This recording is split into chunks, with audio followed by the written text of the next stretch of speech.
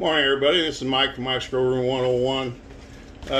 Have another video for you today. Today I'm going to transplant an autoflower into its final container. And I usually go with 7 gallon, but I'm going to go ahead and try, I like these 5 gallon tall ones. I can also get more pots in a tent, especially when you put the tray underneath of them. I found that out with my 7 gallon ones. So we're going to go with 5 gallons on this auto. And for the new people out there, autoflowers, really you should plant them in the container you want them to grow in. For the new people, they have a tendency to be pretty finicky. The more you mess with the roots, the more problems you're going to have. But then people who know what they're doing, you can transplant them multiple times. And their line of thinking and my line of thinking is, each time you transplant, you inoculate the roots, plus you're putting them in fresh soil. Now, I'm organic. I use a super soil that I made up. It's all Fox Farm. It's Happy Frog, Ocean Forest, earthworm castings, and their cocoa coir. I can't remember the name of it offhand, but it's Fox Farm cocoa coir. All one part of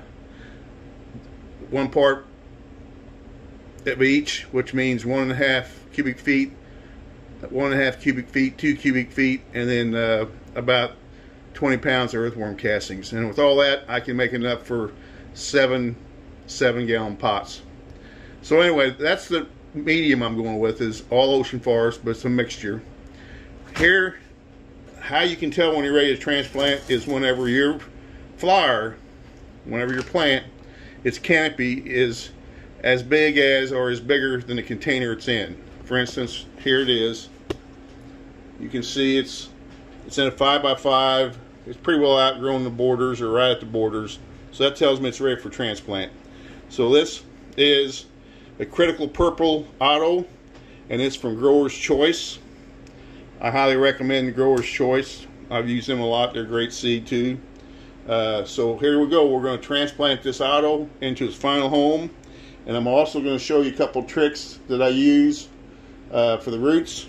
So first thing I'm going to do is put you back on tripod and get my gloves on, because we're going to do some digging. And we'll dig down. Ahead of time, I just lightly watered this autoflower, hoping the soil to stick together when it comes out. I didn't want it dry where it could break up. So, with that line of thinking, we'll see. But first off, we need to make a hole for it. And you can see I left a good 5 inches just so I can do this, and another reason, which I'll tell you later. So let's get it all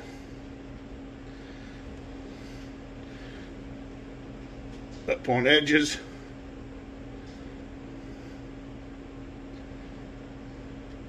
Okay, now what I'm going to do is we're going to micronize. This is the Great White. I use it a lot. We're going to put it in around where the roots will be. Spread it pretty liberally. I'll show you a picture.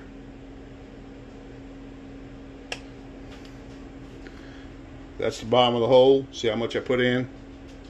That will help with the roots, and believe me, these roots need a lot of help on these autos. So that's going in. Then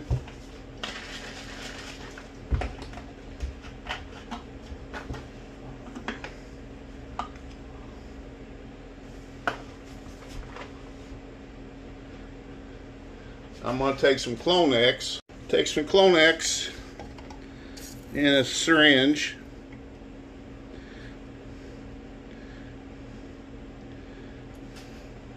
I've got about 15 cc's of it. And I'm just going to spray it around inside the hole.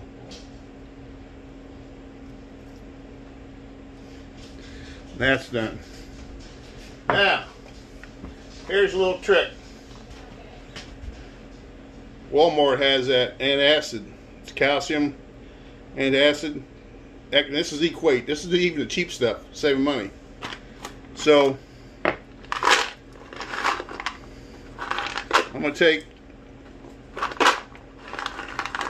3 of them, 3 of them, and drop these down in the hole. I'll put them on the sides so you can see where I tucked them in the sides. That's going to break down and give it plenty of calcium. Now, on with the transplant. Let me get my gloves back on.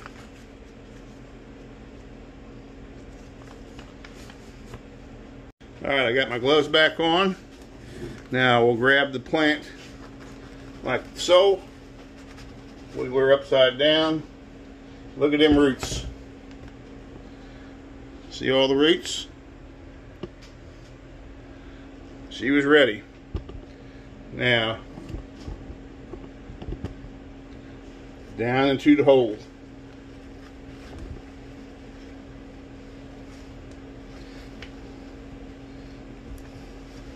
And backfill. Now, you'll see other people, they'll take the roots and try and pull them out, which is fine, but with an autoflower, leave them alone. Put it straight in. So now it's down in my hole. You want to pack it. So whenever you water, you don't want any air spaces in there, because the air spaces around the roots could cause rot. So pack it in good. Now, last thing I do is I get my earthworm castings.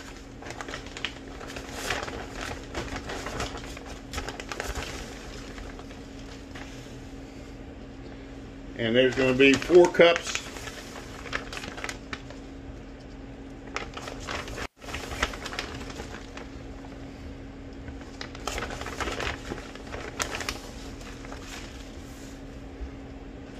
Four cups of earthworm castings. And I'm just going to spread it around evenly. I'm not packing it in. Okay. Now I've still got 2.5 to 3 inches to the top. I want to leave it like that because once it starts stretching up higher, then I'm going to backfill them. I'll pull these bottom suckers off and the bottom leaves off.